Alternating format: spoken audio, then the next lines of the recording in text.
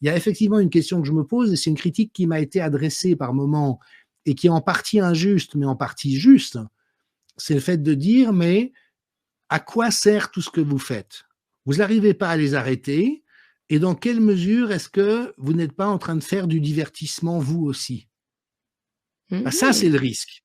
Tu vois, on s'indigne derrière nos écrans, on partage beaucoup de, on est des dissidents, on est les résistants des temps modernes, etc. Mais qu'est-ce que ça change dans la vraie vie? Et est-ce qu'il n'y a pas un risque à un moment donné qu'on devienne du divertissement à notre tour? C'est quelque chose que j'essaye d'intégrer dans ma réflexion en me disant, mais ce que je produis, il faut que les gens puissent s'en emparer pour en faire quelque chose.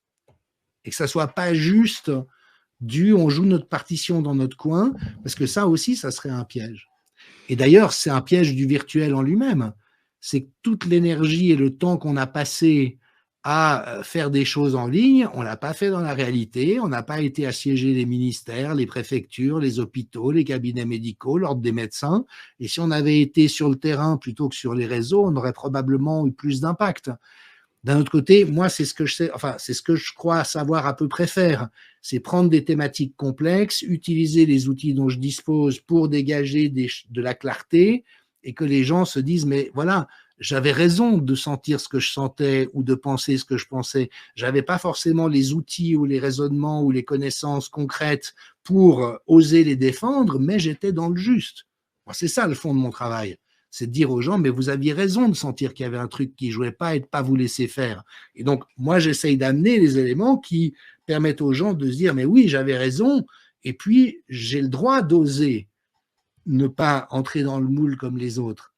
Mais je trouve que c'est une question intéressante. Est-ce qu'on n'est pas aussi en train de faire du divertissement? J'ai l'impression que beaucoup de gens sont dans l'attente de: «Et je veux une nouvelle histoire et quelle est la nouvelle, je sais pas, psyop, quelle est la nouvelle, chose qui va se passer, la nouvelle attaque, le nouveau confinement qu'on va nous mettre?» Et quelque part, on devient consommateur de news complotistes, ce qui nous rend, vulnérables à tous les fakes qu'on est en train de nous fabriquer et de nous envoyer maintenant.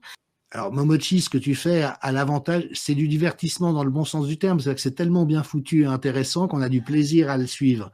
Mais en même temps, on ressort de là en ayant compris un ensemble de choses Je pense sur qu'on est ce qui obligé de faire du divertissement de toute façon parce que notre concurrent, si on veut toucher les gens normaux, c'est quoi? C'est Netflix, c'est, je sais pas, Amazon, c'est des outils, auxquels les gens sont habitués. Il faut que ce soit facile, il faut que ce soit visuel, Moi, je préfère l'écrit. Pendant des années, je préfère écrire. Je suis un foutu de parler. Je commence à être, un peu moins mauvaise à force d'insister et que les gens sont patients avec moi.